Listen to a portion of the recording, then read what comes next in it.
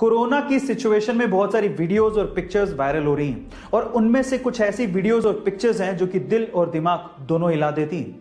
कुछ ऐसी ही वीडियो उज्जैन से सामने आ रही है। कोरोना के सेकेंड वेव की वजह से मरीजों की संख्या एकदम से बढ़ गई है और उसकी वजह से एम्बुलेंस से लेके ऑक्सीजन के सिलेंडर तक की कमी हो गई है।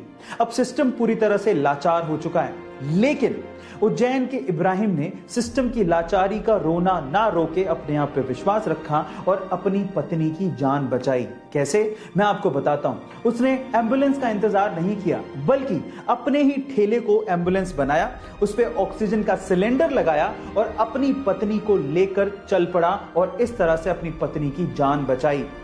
इब्राहिम का यह कहना है कि अगर थोड़ी सी भी देर हो जाती तो शायद वो अपनी पत्नी को नहीं बचा पाते। गाइस, इस इंसिडेंट के बारे में आपका क्या कहना है चैट सेक्शन में जरूर लिखिए। एक 20 साल का लड़का कैंसर से लड़ रहा था। हालत इतनी खराब थी कि वो कैंसर की आखिरी स्टेज पर था। डॉक्टर्स का कहना था कि शायद वो अगले 2-3 घंटे में अपनी जान गंवा दे। उसकी आखिरी इच्छा क्या थी पता है? उसकी आखिरी इच्छा यह थी कि वो प्रभास यानी कि बाहुबली से मिलना चाहता था। वो प्रभास का बहुत बड़ा फैन था। जैसे ही ये बात प्रभास तक पहुंची, प्रभास ने अपनी शूटिंग बीच में ही रोक दी और वो तुरंत अस्पताल उस लड़के से मिलने पहुंचे। वहां जाके सबसे पहले उन्होंने उस लड़के को किस किया और उसके साथ 1 घंटा बिताया। गाइस, जानने वालों का यह तक कहना है कि जो लड़का अगले 2-3 घंटे में मरने वाला था, वो लड़का इस इंसिडेंट के बाद यानी कि प्रभास से मिलने के बाद लगभग 10 दिन तक जिया। गाइस, ऐसे ही प्रभास को डार्लिंग नहीं कहते। सच a kind hearted man.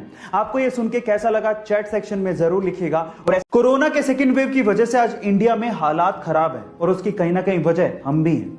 Government और अथॉरिटी से कह के थक गए कि जब जरूरत हो तभी बाहर निकलो, अदरवाइज घर पे ही रहो, और जब बाहर निकलो तो मास्क पहन के निकलो, सोशल डिस्टेंसिंग को फॉलो करो। लेकिन हम लोग मानने को तैयार ही नहीं है।